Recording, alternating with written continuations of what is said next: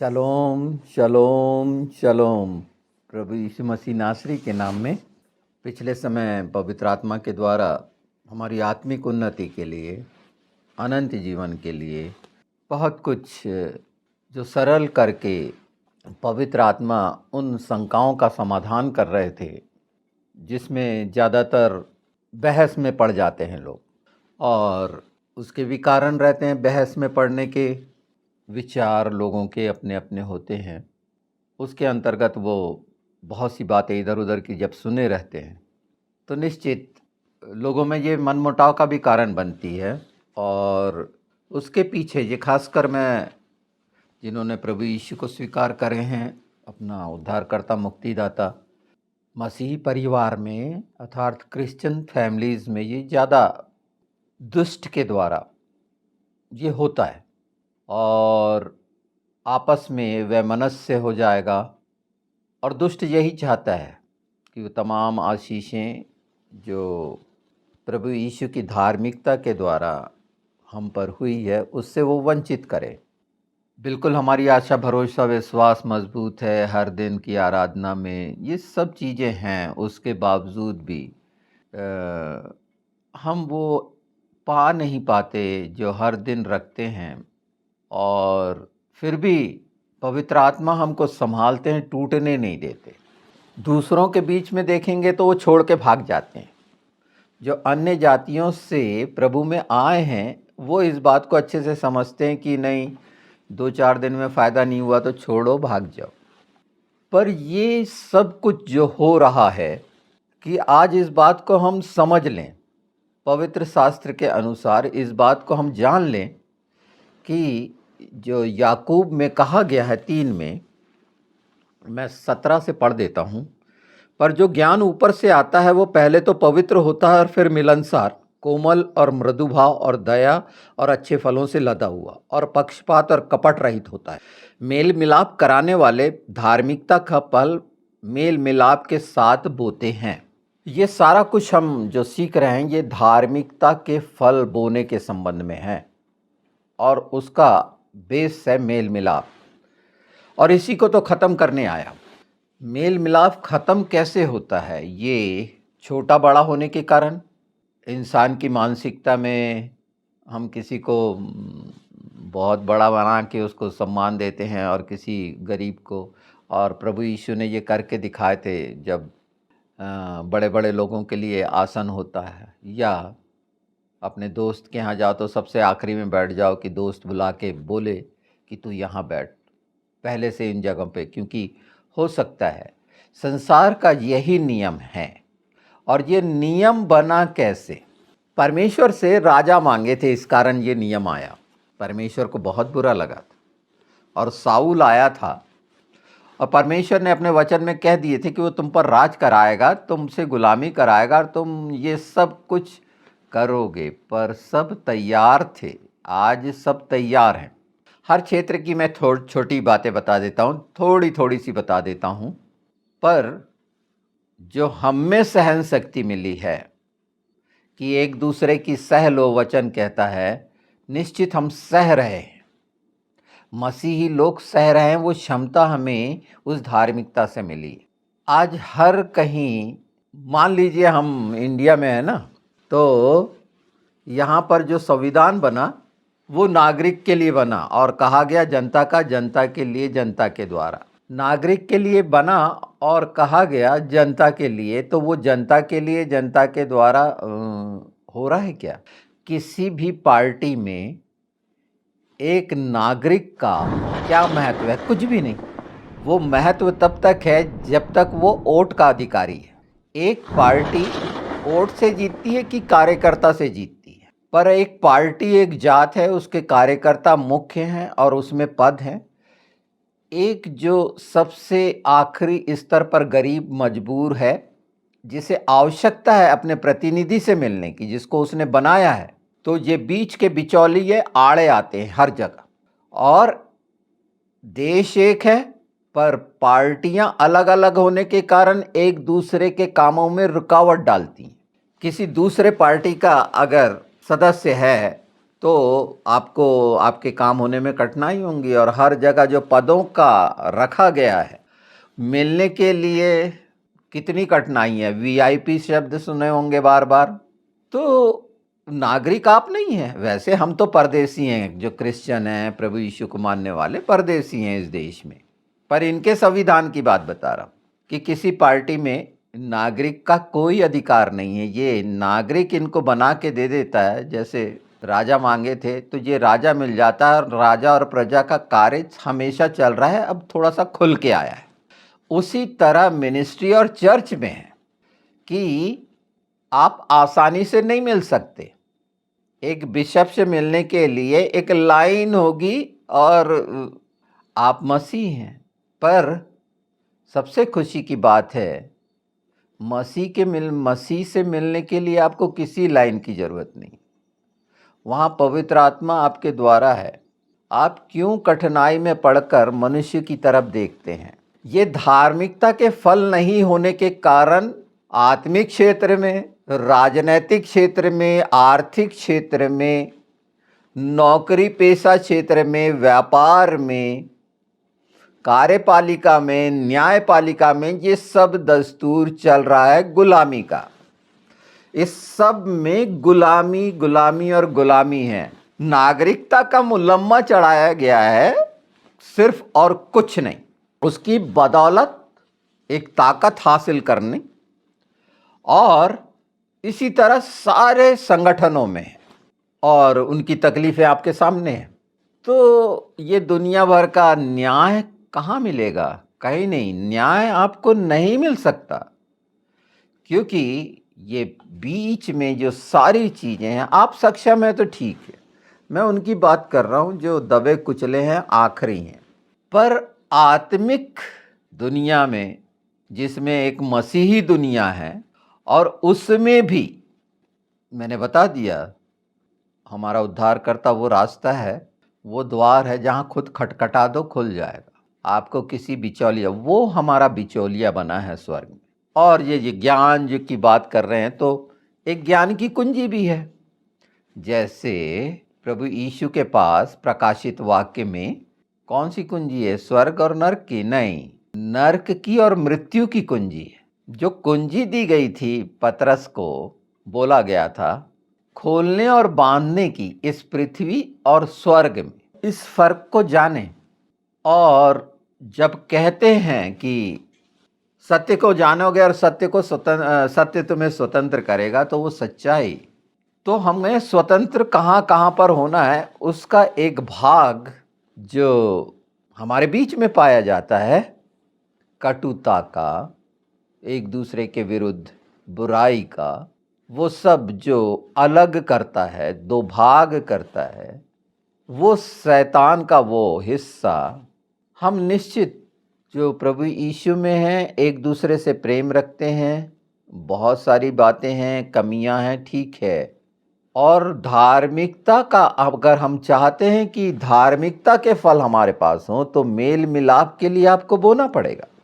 और मेल मिलाप के लिए बोने के लिए वो कटुता को जो हमारे अंदर दुष्ट के द्वारा समाहित है, या किसी की बात बुरी लग गई, हमको उससे एग्री नहीं हुए, या वो सच्चाई हम पचा नहीं पाए जो सामने वाला हम पर कह रहा है, तो हम विरोधी बन जाते हैं। अगर हम किसी चीज़ से एग्री नहीं करते एक दूसरे से, तो हम विरोधी बन जाते हैं। तो फिर आमीन क्यों बोलते हैं जबकि दूर हैं?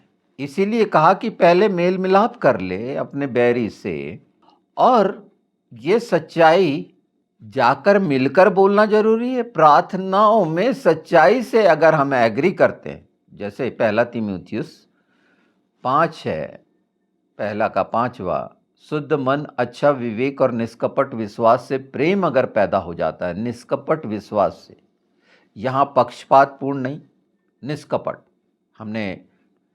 हमें बहुत ज़्यादा देखने समझने की ज़रूरत नहीं। हर मनुष्य चाहता है कि उसके परिवार में सुख शांति रहे, आनंद रहे, और प्रभु यीशु ने अपनी शांति दे के गया है। जिससे वंचित करता है दुष्ट, उस आशीष से वंचित करता है, और उसका मूल है ज़्यादा विचारों का आदान प्रदान जो, और वो विचार कहीं ना कहीं पर एक दूसरे से असहमत करते हैं, क्योंकि ये मनुष्य की बुद्धि, मनुष्य का ज्ञान है जो अलग करता है। और इसीलिए लिखा गया है ये वो ज्ञान है जो मृदु है, कोमल है, पहले तो वो पवित्र है।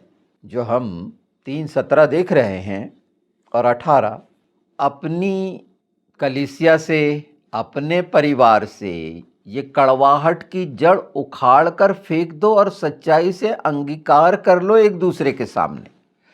एक दूसरे के सामने शर्म आ रही है बोलने से, पर मेरा मन अगर मसीह का मन है और मैं चाह रहा हूँ कि परमेश्वर पवित्र आत्मा वो स्थिति पैदा कर दें कि ये सारी चीज़ें, क्योंकि सब अधीनता में है प्रभु यीशु के।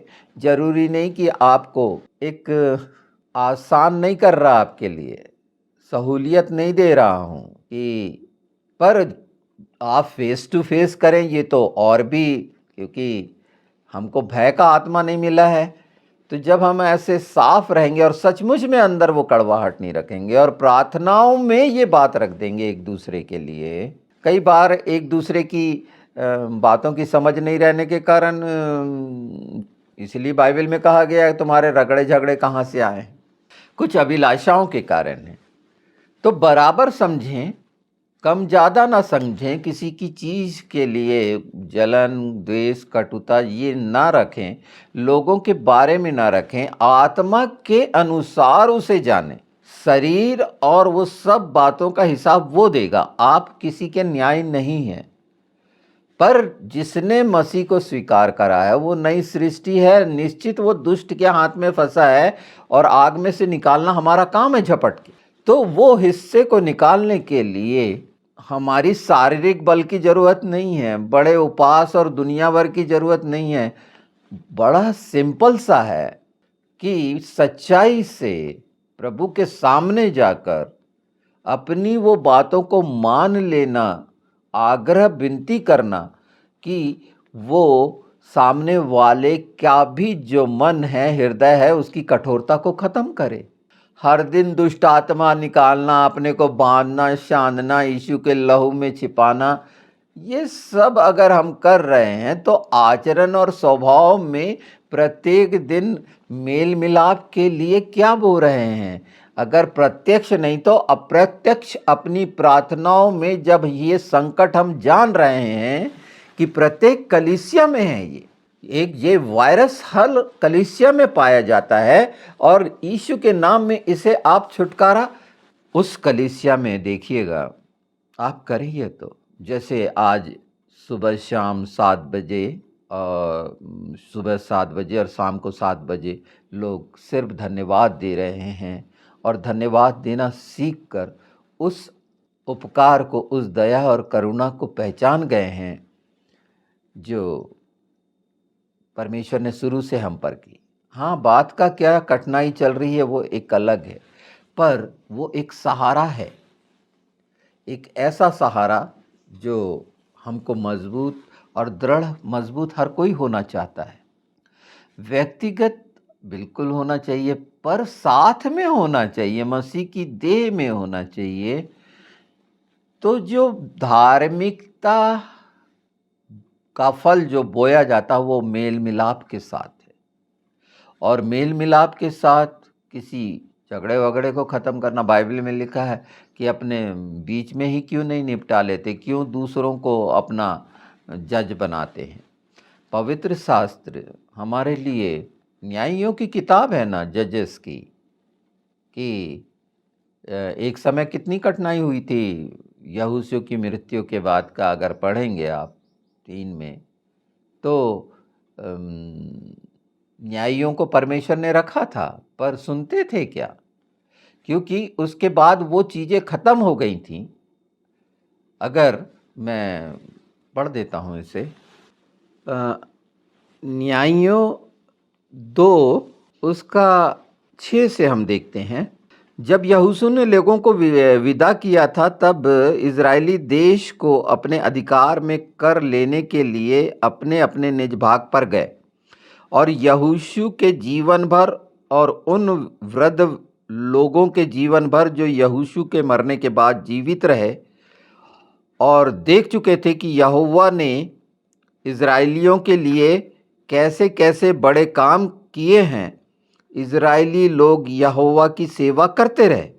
तब यहोवा का दास नून का पुत्र यहोशू 110 वर्ष का होकर मर गया और उसको तिमनथेरेस में जो एप्रेम की पहाड़ी देश में गास नामक पहाड़ के उत्तरी ओर है, उसी के भाग में मिट्टी दी गई और उस पीढ़ी के सब लोग अपने अपने पितरों में मिल गए। तब उसके बाद जो दूसरी पीढ़ी, उसके लोग ना तो यहोवा को जानते थे और ना उस काम को जो उसने इज़राइल के लिए किया था। यहोशू की मृत्यु होती है। अब वो दूसरी पीढ़ी के लोग आ रहे हैं और वो नहीं जानते थे कि कौन कौन से क्या कार्य किए, कितना बड़ा गैप आ गया होगा और इस कारण वो सारी चीज़ें करते चले गए और परमेश्वर ने, इसे आप पढ़ेंगे तो ये जान लेंगे कि उसके बाद जब तक उसके बड़े बड़े कामों की चर्चा हमारे जीवन में, ये गवाही क्यों होती हैं? ये सिर्फ चंगाइयाँ की ही गवाहियाँ कि परमेश्वर ने आत्मिक जीवन, परिवार में कैसे बड़े बड़े काम किए, कौन कौन सी जगहों पर पहुंचा दिया, ये सब कहना। और कब कह सकते हैं? जब हम झंझटों से छूटेंगे। एक दूसरे के लिए अगर हम भलाई चाहते हैं, मसीह जगत में जो बहुत कठिन समय आने हैं, आज देखिए हम जो मसीह कहलाते हैं कितने हिस्सों में, कितनी मिनिस्ट्री और चर्चों में बढ़ गए हैं, अलग अलग और अलग अलग पंथ और अलग अलग विचारधारा।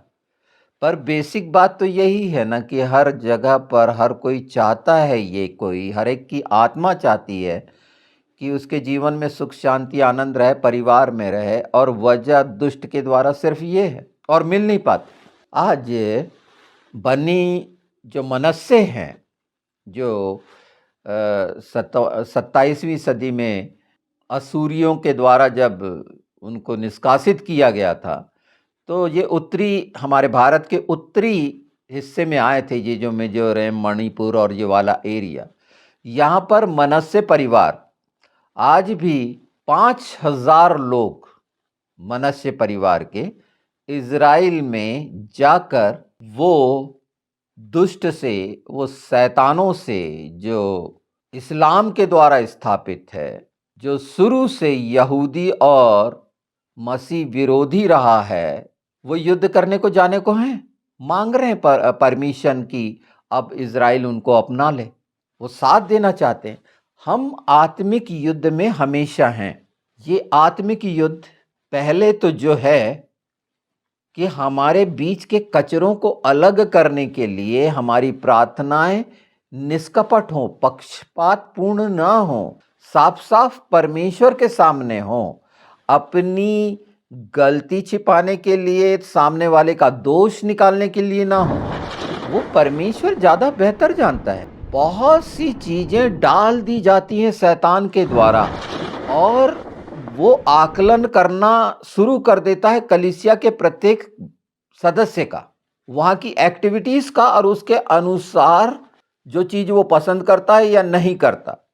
इन चीज़ों के लिए वो स्वयं को देखे, दूसरे को ना देखे, और उसकी गलतियां जो स्वयं के द्वारा है, जो चीज़ अगर विरोध दिखा रही हैं, तो इसके लिए, इसीलिए तो कहा गया है इन बातों में भजन संहिता, अगर हम 38 देखते हैं, 39 देखते हैं, 37 देखते हैं, जहाँ अगर चाहते हैं कि हम धर्म, हमारा धर्म ज्योति की तरफ फैले, 37 में लिखा है, तो निश्चित अगर हम चाहते हैं कि दुष्ट की तमाम वो जो बड़े पेड़ की तरफ फैल जाता है हरा, और वहाँ पर आगे लिखा हुआ है 37 में कि जब मैं गया तो वहाँ उसका नामो निशान नहीं था।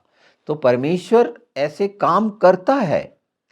मैंने यहोशू का इसलिए बताया कि इन बातों को भूल गए थे, इसलिए दूसरी चीज़ों में ध्यान चले गया था। आज जब हमारे पास ये बात आ गई है और हमारा बिचौलिया यीशु है, हमको किसी बिचौलिए की जरूरत नहीं है।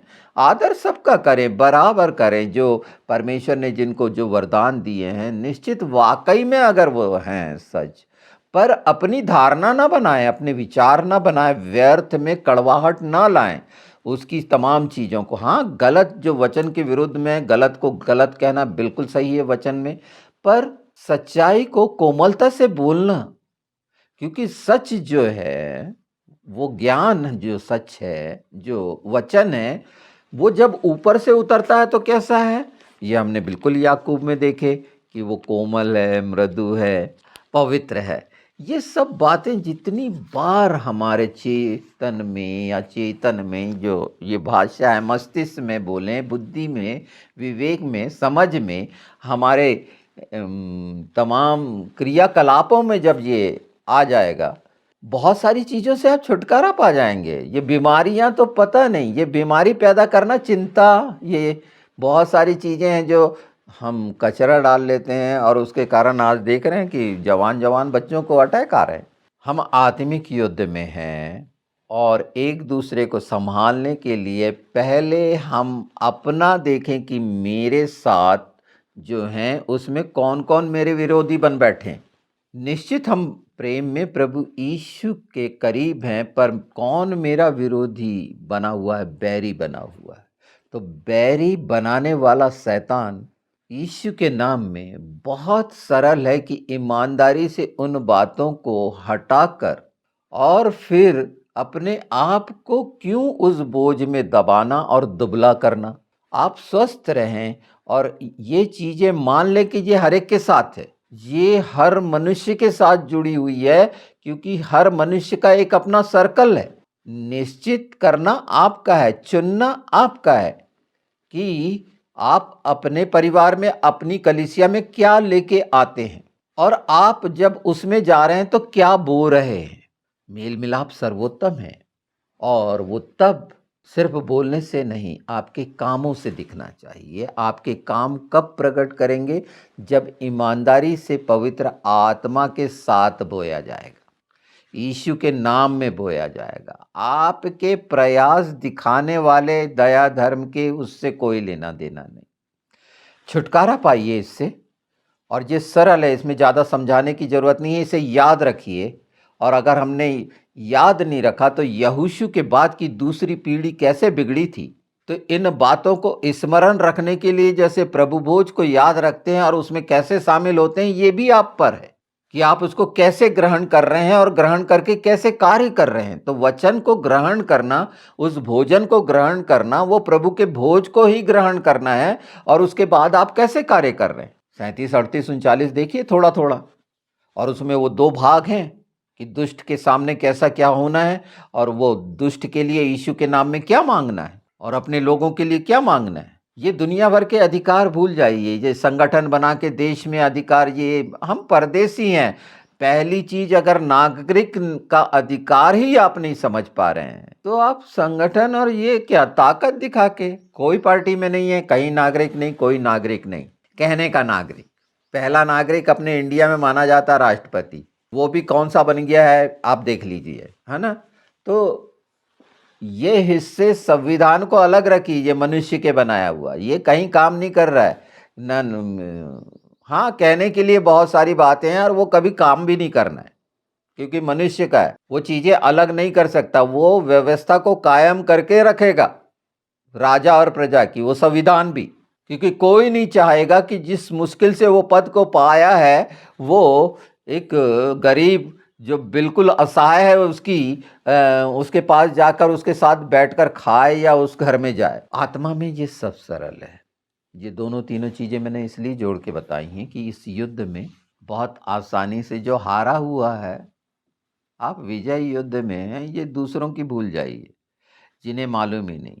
वो सोचते हैं बाइबल एक किताब है, एक किताब को मानने वाले हैं। ऐसे बुद्धिमान लोग हैं, उनको नहीं मालूम कि इसमें 66 किताबें हैं और वो सब कैसे प्रकट करते हैं। तो इन चीज़ों के ये जानते नहीं हैं, दूसरों से हमारी तुलना करते हैं और मैथोलॉजी और ये सारी चीज़ें देख ही रहे हैं। धर्म का कैसा नाच और उनकी तमाम मैथोलॉजी कैसे सामने आ रही है, प्रकाश में आ रही है, ये प्रकरण इंडिया में हो रहा है और उसमें कैसे-कैसे राजनीतिक और धार्मिक पहलू सामने आ रहे हैं, ये सब खुल गया है। जो वचन प्रकाश में हमारे को दिखाना चाहता है, ये सब खुल गया। हाँ, ये आलोचना कर सकते हैं बाइबल की, पर उन्हें क्या मालूम? वो नहीं जानते कि वो क्या करते हैं। सिर्फ कुछ इन बातों के कारण, सांसारिक और शरीरी होने के कारण, विज्ञान को महत्व देने के कारण, वो नास्तिक स्वभाव होने के कारण, अप्रत्यक्ष ईश्वर को माने, घर में बेटा बीमार पड़ेगा तो पचासों बड़े डॉक्टर और हॉस्पिटल जाएंगे और जब डॉक्टर इनकार कर देगा तब हाथ उठाना शुरू कर देंगे। तो ये दो चित्ते लोग जिनका कोई अस्तित्व नहीं, बैठ के बहुत बड़ी बातें करते हैं, पर हमें शांत होकर प्रभु के समक्ष, जो उसके उपस्थिति में उसके सामने जैसे हैं, उसके लिए कोई विशेष आवरण की ज़रूरत नहीं है, विशेष प्रयास की ज़रूरत नहीं है। वो नाम दिया गया है और अगर हम मन, प्राण, बुद्धि, आत्मा की सारी शक्ति उसमें ये चाहते हैं कि मैं उसके पास जाऊं और उससे तमाम बातें कहूं, तो वो सुनने को तैयार है। मेरे बोलने के पहले वो जानता है और वो निश्चित कर देता है और सारी सिचुएशन बदल देता है, और ये सब बदलना भी है। हाँ, अपनी-अपनी कलीसियाओं में ये अ, मेल मिलाप के फल, धार्मिकता के जो फल हैं, मेल मिलाप से बोइए और इस बात पर ध्यान रखिए कि दुष्ट ही कड़वाहट डाल रहा है। एक दूसरे के लिए प्रार्थनाओं में ये बात रखिए, जहाँ पर ये नासमझी है तो परमेश्वर उस कठोरता को ख़त्म करेगा, निश्चित करेगा और आप देखेंगे कि बहुत सा भार अलग हो गया। वो दुष्ट इस तरह से अपने आप के आसपास से और दूर तक हटाते जाइए यीशु के नाम में।